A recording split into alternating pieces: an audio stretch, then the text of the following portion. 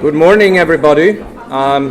Thank you for the introduction. I don't need to introduce myself. I'm going just to say that this Center for Culture and Health that's been established at the University of Gothenburg has, among other things, produced two books.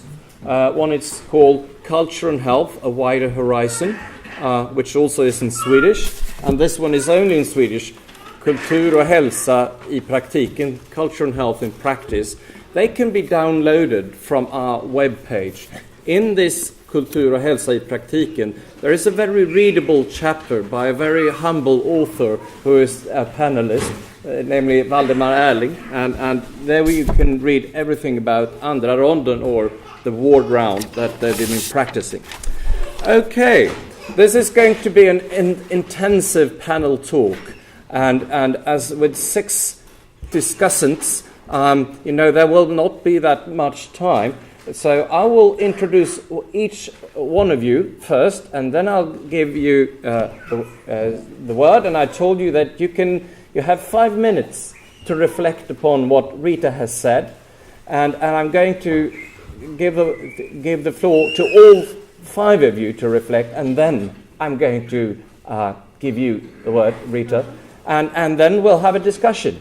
And I won't be interfering with this discussion unless you don't have anything to say, which I doubt. So let me begin. On your left side, we begin with Eva Helmersson, who is a private lecturer and author and has written the book Stand Up, Sit Down, Move On, where she, from her own experience, tells the story of what it means to live a healthy life, even if you have an incurable disease. And then it's Petersson, a general practitioner in Växjö with 20 years of experience working with literature and medicine, both in a primary care setting, but also teaching courses in medical humanities here at Karolinska and also in Lund. He's also the author of several books. And then we have Astrid Seeberger, senior lecturer here at Karolinska Institutet, where she, among other things, teaches at the program for professional development. She is also an author of several books, among them last year's autobiographical Next Year in Berlin, that was highly praised in the press. Then we come to Valdemar Erling, a senior MD at Kungälvs sjukhus, one of the initiators of the andra ronden, or the team-based, person-centered ward round. He is also a musician, playing his own music as well as the music of this year's Nobel Prize laureate. And I'm sure we'll get some reason to come back to that. And then Rita, who has been introduced to you, the reason that we're all here. And finally, on my right side, Katarina Bernhardsson, who is newly appointed lecturer of medical humanities at the University of Lund, who is actually the first one in Sweden, I think, who is a senior lecturer in medical humanities. She comes from comparative literature, where she wrote a dissertation on literary accounts of disease in Swedish prose fiction, and it was published in 2010. And she has been teaching literature at the program for medical students at Lund University, and is one of the most prominent scholars in the field in Sweden. Right, let's begin. And just to make it easy for me, I will take you from your left side and move on up to me. So please, Eva, you can begin. So I shall begin. That's a new one. Let the patient begin the story. At least that is a new line or a new beginning for me. I have been in touch with the special care. I have lived with the disease multiple sclerosis since the early 1990s. And of course, I see my neurologist quite often, or at least a couple of times every year. But never, ever had my neurologist asked me how I am doing or how I am feeling.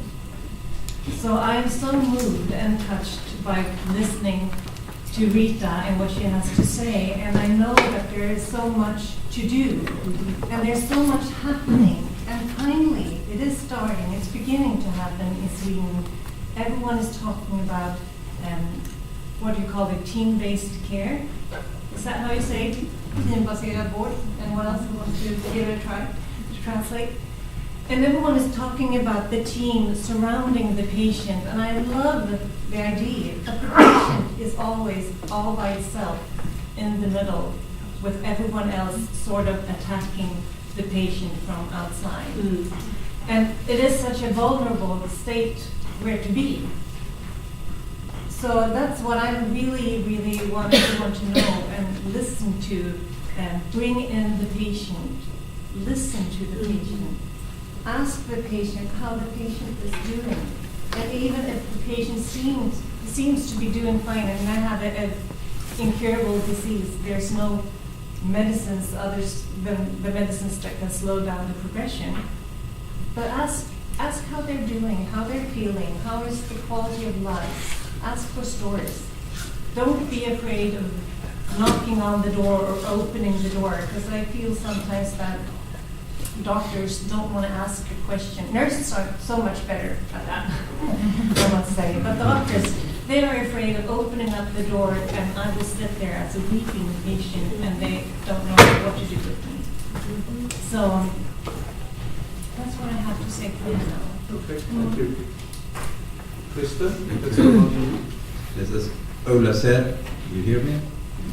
I'm a GP in Swedish primary health care. So for about 35 years, I had the privilege to stand in the crossroad between the worlds of stories and the worlds of medical facts. And I'm really glad for that. But I'm very sorry that I didn't meet Rita Charon until today, because you give inspiration really for this meeting, for this storytelling. The narrative medicine is nothing strange to me, because reading has almost been very important. I mean, novels, poems, and so on has always inspired me. I didn't have a name for it, but when narrative medicine came into my world, I was very familiar with it. As you said, Rita, I felt at home in a way. Yeah. And you really strengthened that feeling today, I think. What has happened in primary health care during these years is a dramatic change, I say, in the relation between patient and doctor. From the patriarch, we are coming into a patient-centered world. Not always, not with everybody, but in principle so. And there are many here in the audience who is a part of this, important part of this development. Today we also talk more about the person-centered medicine, not only patient-centered, which is the role and so on, but the person is the full individual, the whole person. And I reflected when I heard you today, Rita, that the narrative method might be the method to go from the person center to from the patient center to the person center. And I think you dig a bit deeper, and you have in your university very, very ambitious courses for this, to really learn to work with texts and so on, and put them into clinic in some other way. So one question from me is, we can't do this so ambitious, everybody, but we want very much. So are there any light versions so you can recommend to us? I have some examples, but I spare them later. I want to hear you say something about that first. And the last reflection is what you told, you were talking about these heightened moments, as the artists who help us to arrest, to stop. And this is, to me, maybe one of the core things that you, long before I knew the concept, so to say, I know that this is just what literature, what poems Yes, did, yeah. that helped me to see this light on the scene. Yes. Okay, I stop there. Thank you. Yeah, does it function? No? How do I put it on?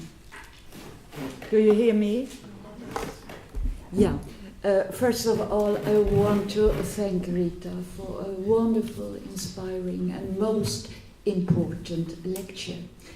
And then I have 3 reflections. I'm a nephrologist, and I have followed some patients for also 35 years. And actually, I learned so much of my patients, more than I ever can give them, not only about disease, but how you can live your lives and how you can die your death. Then I had the great honor to build up and to lead a course in medical education at the Karolinska Institute, a course in professional development. And there I introduced the principles of narrative medicine.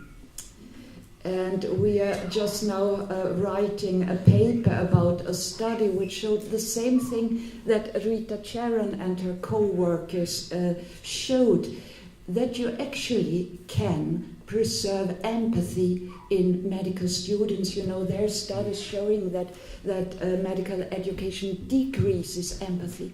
But we showed that we could preserve it and increase it in a majority of students.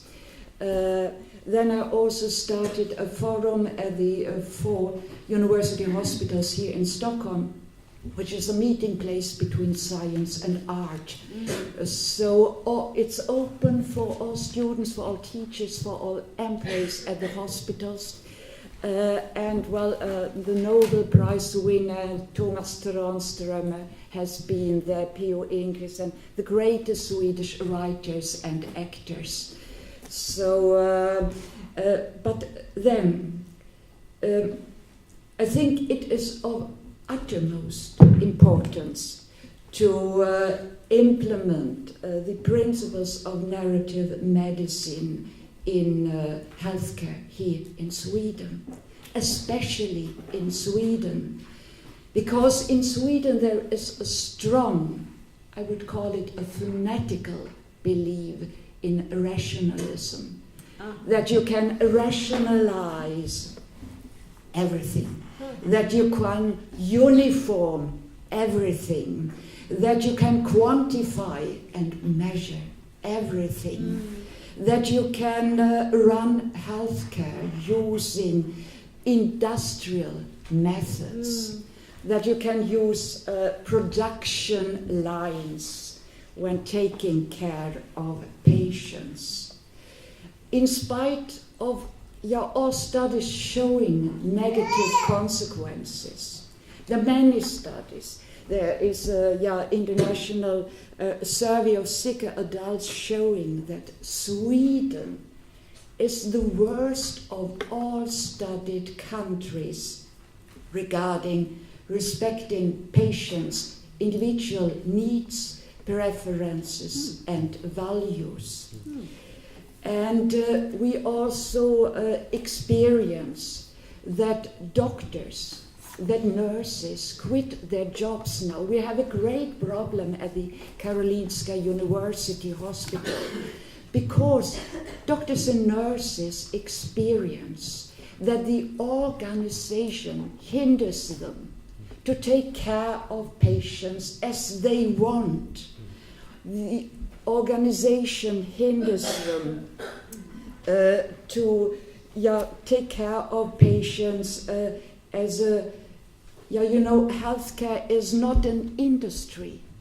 It's actually a work of art, a work of humanities. And I would like to ask Rita, how can we make politicians and leaders of healthcare to understand that it's important to meet patients as human beings, not only as carriers of diseases? Thank you very much. Really, I think I could recognize it very much also from my hospital. And at this time when we're still trying to build hospitals that treat as diseases, not people with diseases, it's so inspiring to hear what you are talking about, Rita. And I was deeply touched about your picking up Lars' poem about clearing, because I think we're all working in healthcare system. We long for clearings, where we could find ourselves and also meet the patient. And Ola told me to just tell them about the day at the work, where you work and how you work in Kungälv. And very shortly, this came up. For about 10 years. There was a doctor, a GP.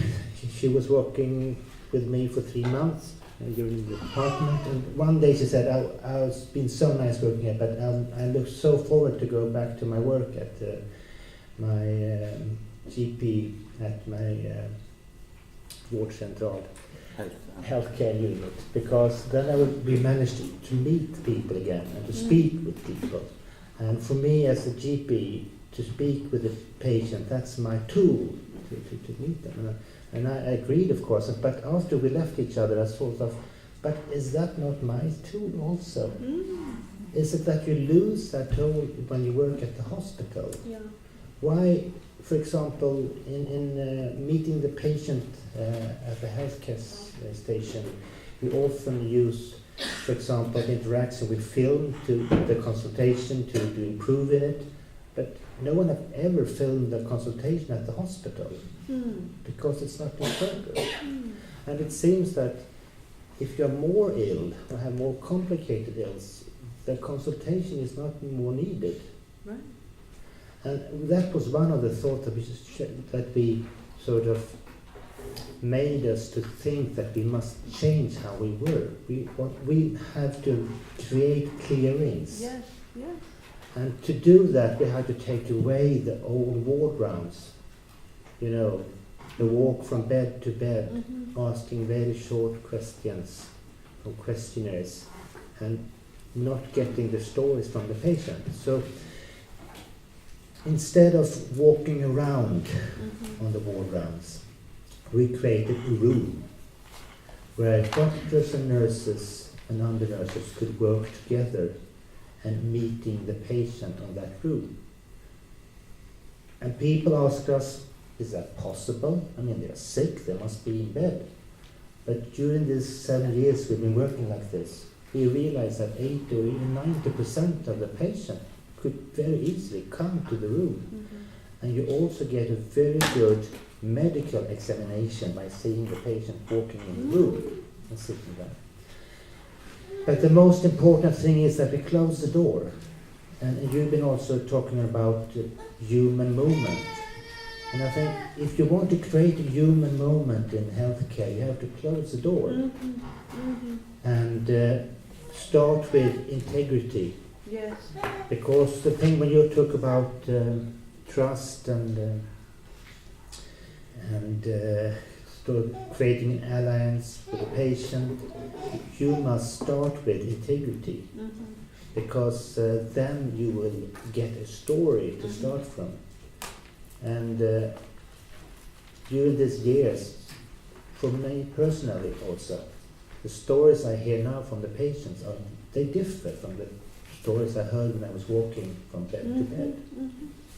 So we get a new starting point.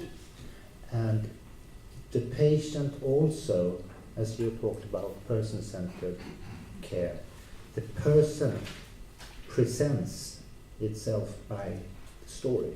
The story is the way how I present myself as a person.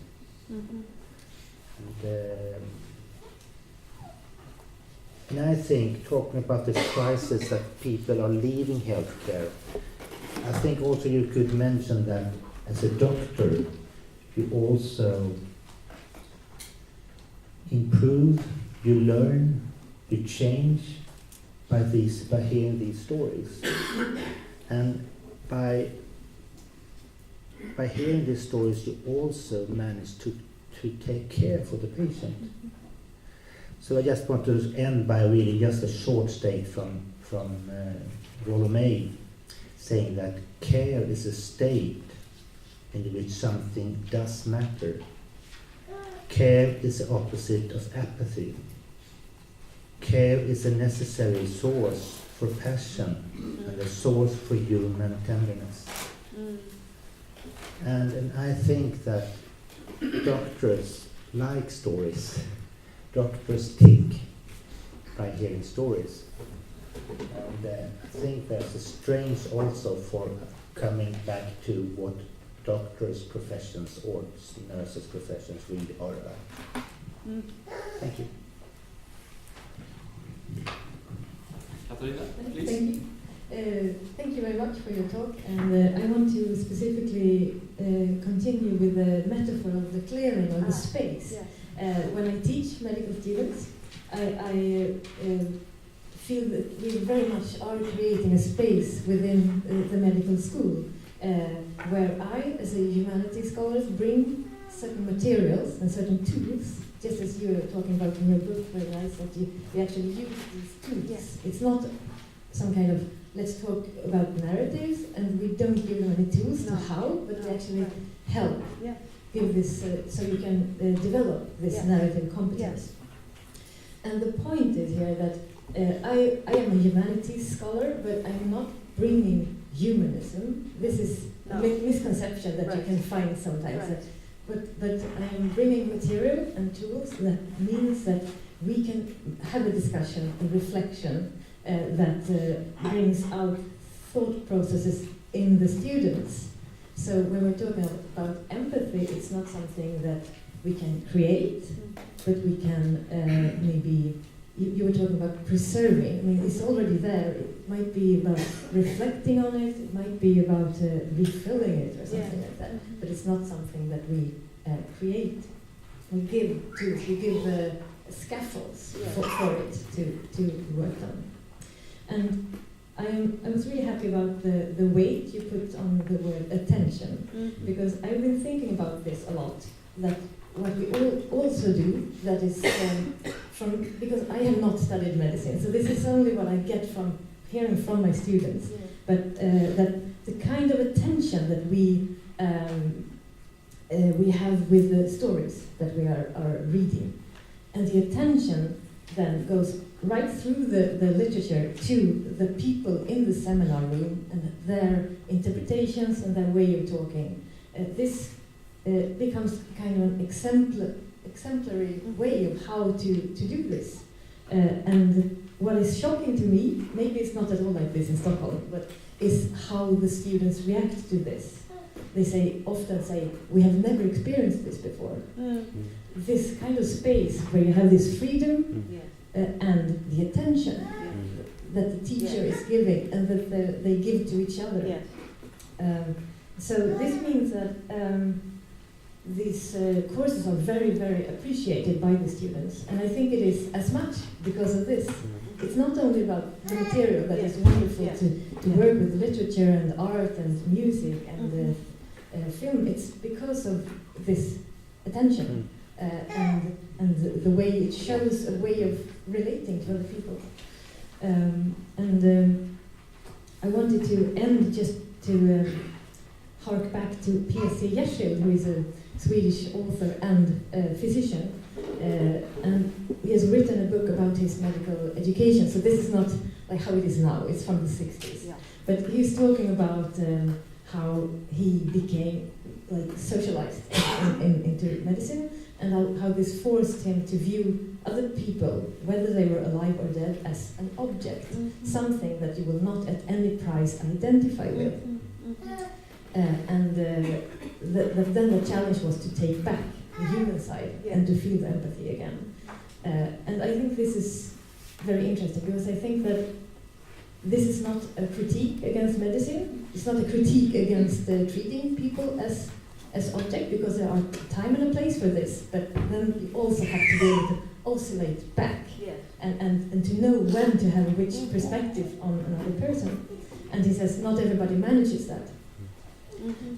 So I think this is part of this attention, this awareness of what you're doing, why and when. And I think that from what I've seen, I think that medical school is very good at the part about seeing the human as an object.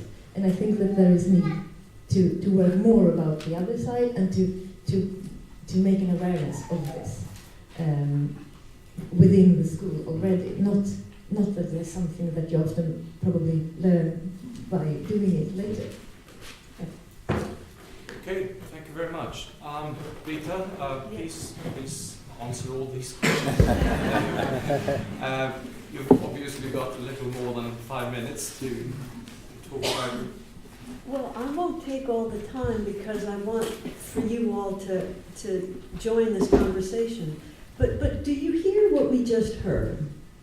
Do you hear? What is the mood of what we have just heard? Pessimism. What else? Longing. What else? Problems. This is a very subdued mood, isn't it? This is not a triumphant mood. This is not a celebratory mood. This is a mood of almost danger. Here's the portrait. Here's the portrait that I hear emerging from this set of passionate. What am I going to call them? Defenses of a kind of healthcare that should be ordinary. Why do we have to defend a situation where the patient is a person and the patient is not an object? Now, think about the bizarre state of affairs where one has to defend the idea that a patient is a person. Huh?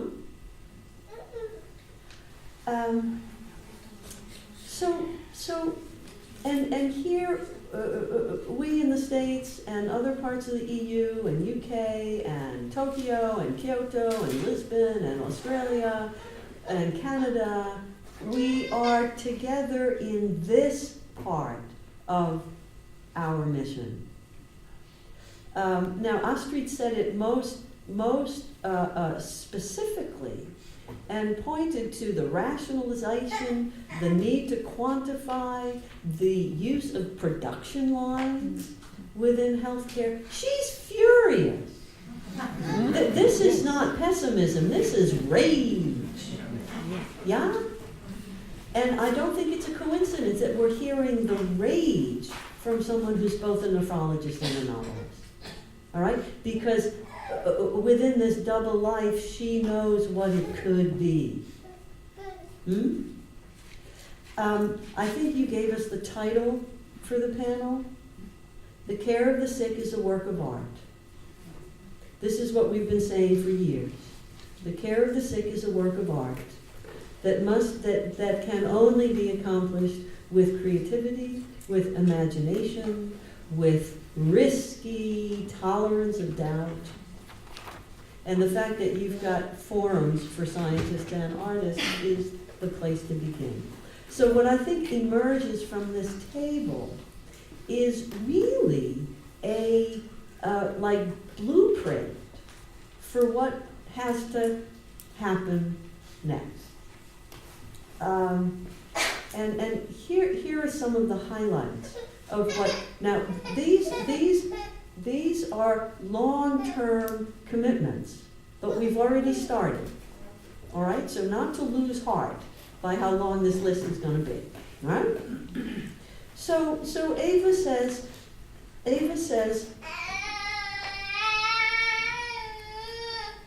In that same tone of voice,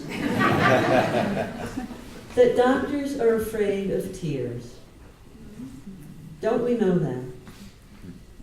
that patients run the risk of being kicked out of the room if they dare to weep. And that's because doctors, and I think Katarina has told us a little bit of why this is the case. Many doctors today, sadly, are not equipped,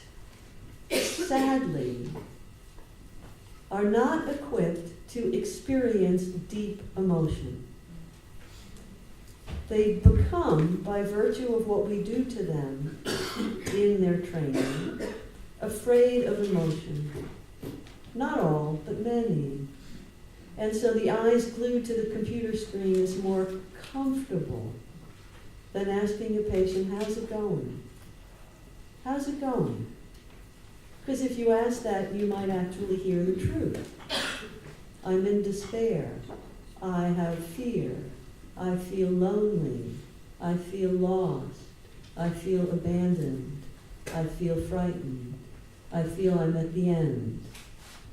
And that doctor who doesn't know how to experience the depth of that emotion can only turn away.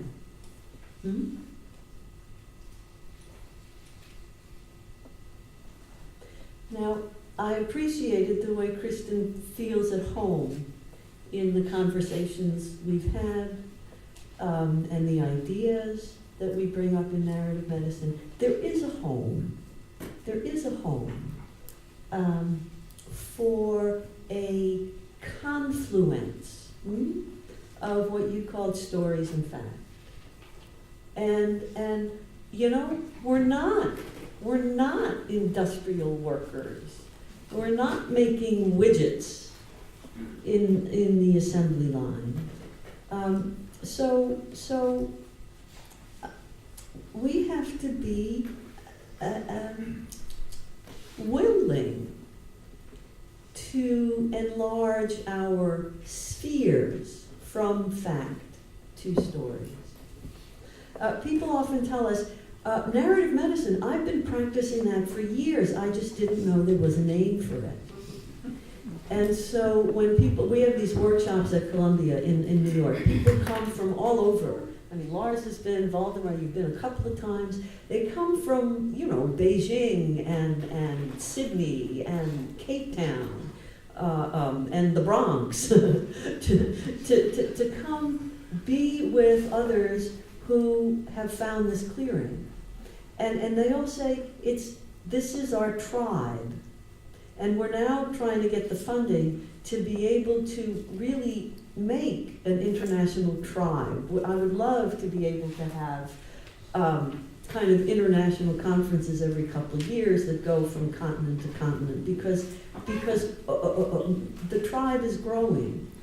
And we've got affiliations with other groups doing similar kind of work. We're not the only ones at all. This is like spontaneous, I hope you have it here too, spontaneous growths from the ground of healthcare, very well fertilized by and watered by tears.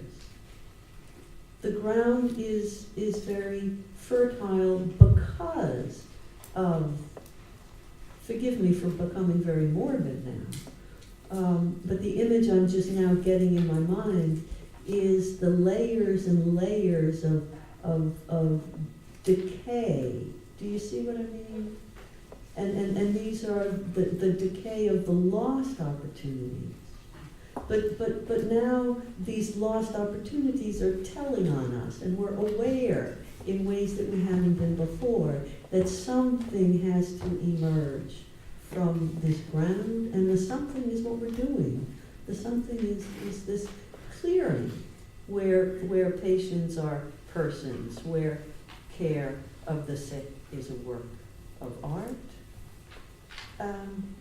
And so one of the stories I heard about Valdemar's ward rounds was from an oncologist, a young woman oncologist, who was on the hospital staff and had taken part in the admitting routine, where the whole team together meets the patient and finds out what the patient's situation is. And the patient understands that all the members of the team are hearing the same thing at the same time. So the patient is not obliged to tell the nurse, so what did the doctor say? Right? I mean, how crazy. We make patients responsible for doing these things that we're getting paid to do. So this young oncologist talks about, or maybe she was a pulmonologist, having admitted an elderly gentleman with shortness of breath and an abnormal chest x-ray. So they talk about his history, and he had been a smoker. So they talk about his history together in the ward rounds.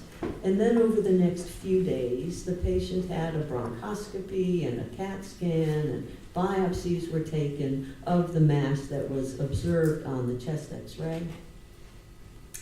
And when the pulmonologist had returned to her the biopsy report showing an adenocarcinoma in the lung, that she chose to reconvene the team.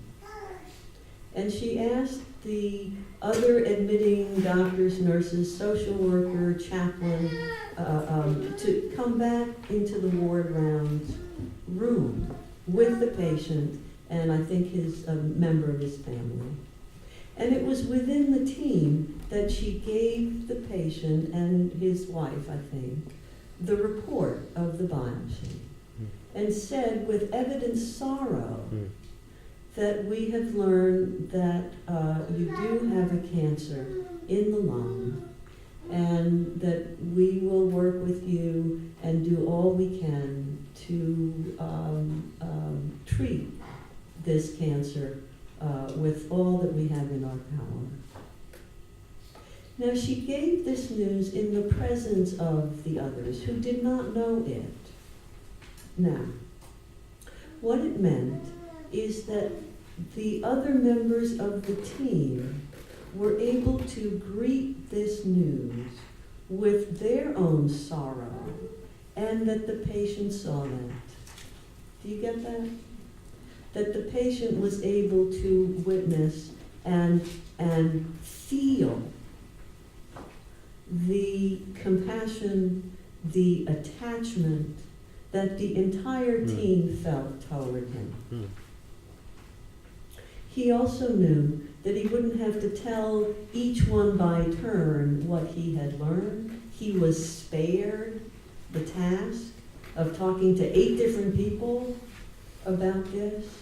And so this sorrowful news was shared within this clearing.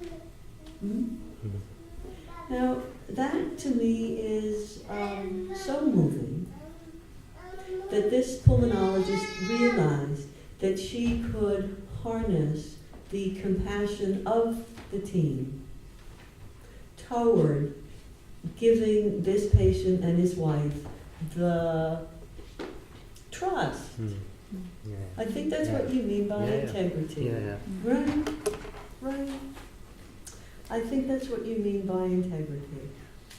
And so Rollo May's passion and temperament are evident. Now, this is not just words. This is this young pulmonologist understanding something about action, understanding that it's in the deeds we do that the care is given. And then finally, what I heard from each one of these speakers, whether they're doctors or not, is the tragedy that the clinicians do not accept the gift of true care. And the clinicians now, this is the tragedy, that the clinicians, and there are reasons for this that I could enumerate, have placed themselves outside of the circle of care. That they themselves are not the recipients of the care that goes on in the room of care. And we call it burnout, and we call it losing one's professional calling, and we see our colleagues become greedy. They're very greedy, a lot of them. And substitute in money and prestige and celebrity the needs they have for a more authentic calling. In the States, there are all these programs these days for what they call wellness. I don't know if that's reached Sweden. I hope it doesn't. Not yet. We don't even need to translate it. Yeah. We have the word wellness in Sweden nowadays too. Yeah. Well, what it means is everybody knows that these residents and young physicians are horribly disillusioned,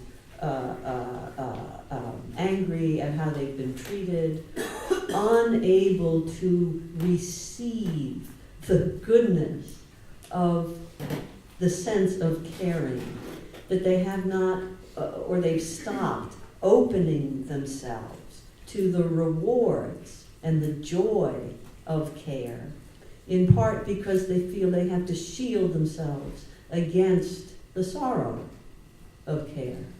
They always ask me, Dr. Charon, how can you get so near to your patients? Aren't you crying all the time? And I say, I probably cry more than others. I say, I probably go to more funerals than others. And that is a cost. And I understand if you want to spare yourself the cost of mourning, of grief, of loss. But if you choose to do that, you're also denying yourself the reward. And what Richard Seltzer calls the black joy of care. The reward, the lightness of knowing that you're doing what needs to be done for this elderly man with his lung cancer who now can accept whatever care we can give him. So you can deny the sorrow, but you're also going to deny yourself the joy. So they come into us, and they come into our hospital, they're interns, they're residents, they're junior faculty, and they're despondent. They're already outside of the circle of care.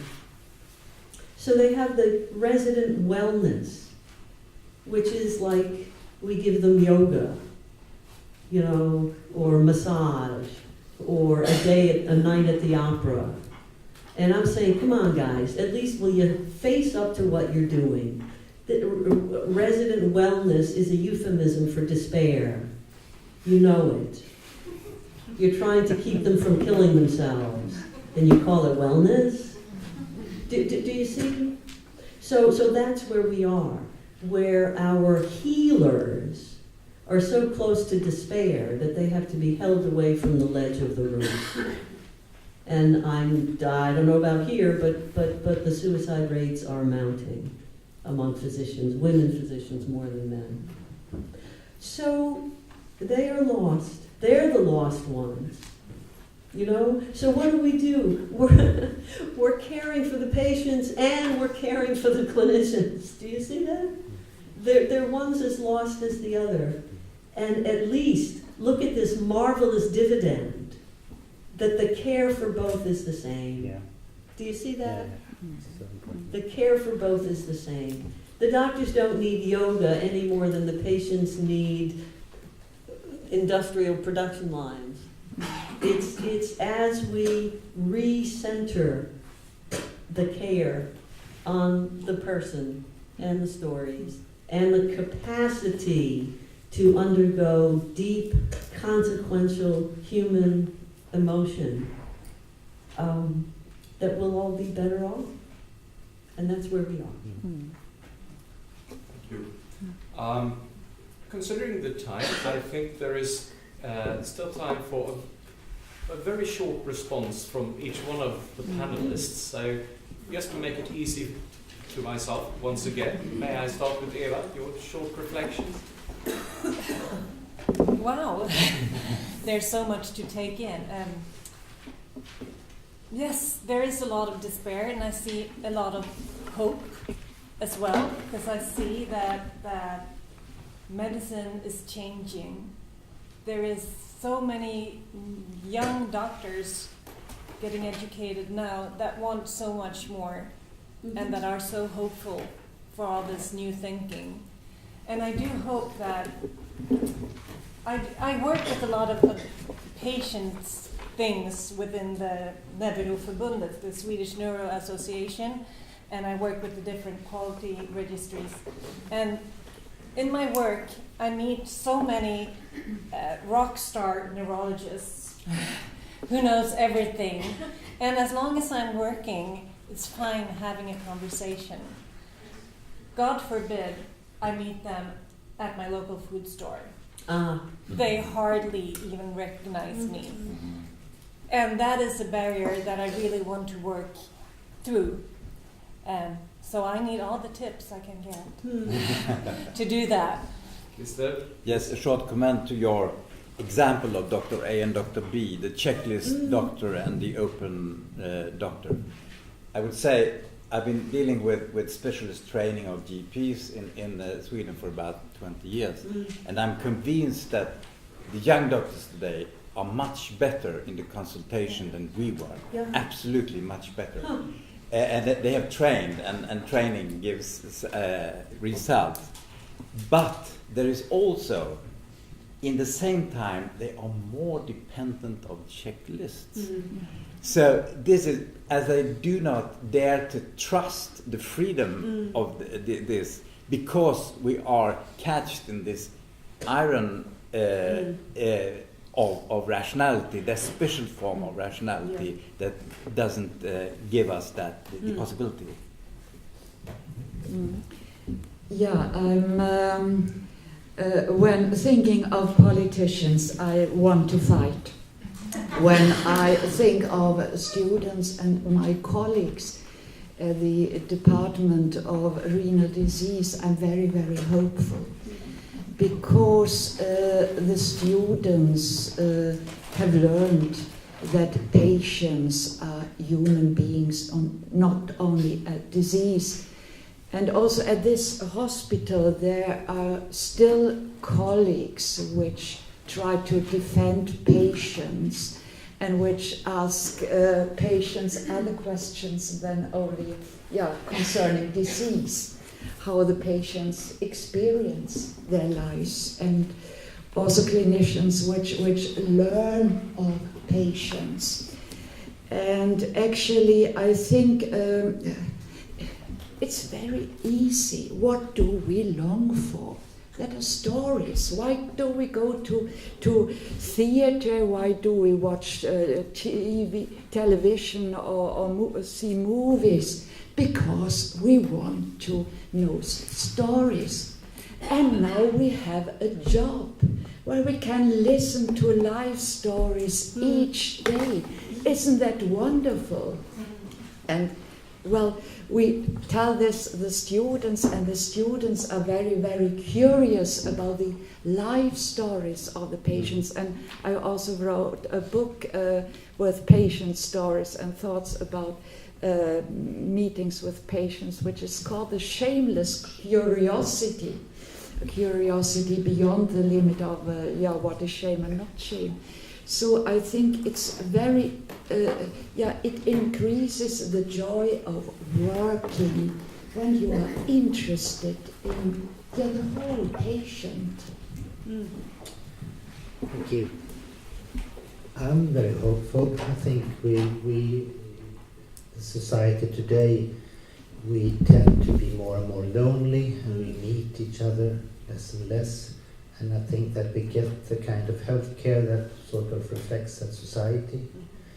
And but there is a change coming through, and I think that we, as human beings, we act and we become ethical in meetings. And if we could change this in healthcare, if we could, instead of meeting patients less and less and less, Yes. being instead in front of the computer, if we could turn that movement to go back to meet the patient again, I think it also, as you speak, find strength in that. When I have a bad day and I have too much to do, I can still see that my consultations with the patient, that's the best part. Yes. Yes. It makes me tick. It gives me something. And when my students ask me, what should we do with this patient, look at the computers, all these data, and I don't understand that. I said, we have to go and look on the patient. It normally solves the thing. Yeah. So, and I think when I go and work with my interns and young doctors, they have those thoughts also. It seems to be the base for the human beings to have those thoughts. Yeah. But something sort of, like you talk about, distracts us. But the human touch is stronger.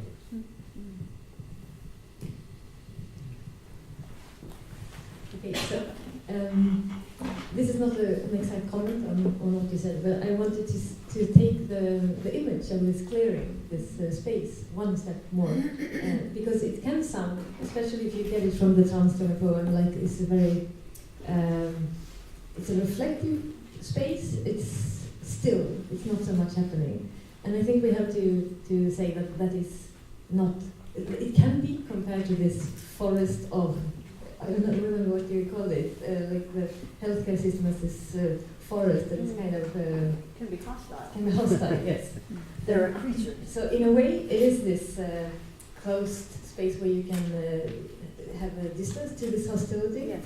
but it's also very much like a laboratory or an Yes, experimental yes, place yes. with a lot of activity, Yes. where you, by poking at these stories and by talking about them and reflecting them, it's so much happening. Yes. So it's in a way it's still clearing, but it's also a lab. Another oscillator. Yes. And there's so much that can happen, and so many thoughts that can be produced in this completely dry laboratory. I mean, we don't have any chemicals or anything like that. Yeah. But there's so much happening just by addressing these stories together. Yeah. Okay, Rita, would you... I've said enough. You've said enough. Okay, and Lars is coming up here, which means that we'll not reach the end, because this is obviously a discussion that needs to be continued. But in the spirit of what you told us this morning, there are many stories, and I don't expect to reach a conclusion just yet.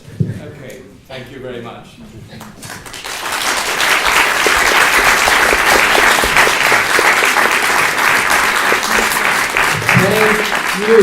Thank you, Ola, and thank you, the panel. And I think there is, in this sorrow and rage, there is a lot of energy. Yeah. And now we'll fill ourselves with some other kind of energy downstairs, and then we go back to the panel, parallel sessions in the afternoon, and we will have all these things that have been said here as inspiration and starting points for discussing how to make room in the clinical daily life, how to use stories in the work for better patient safety, for good healthcare documentation, for good, useful, helpful e-health services and applications. So thank you so much for this very good, serious and inspiring talk.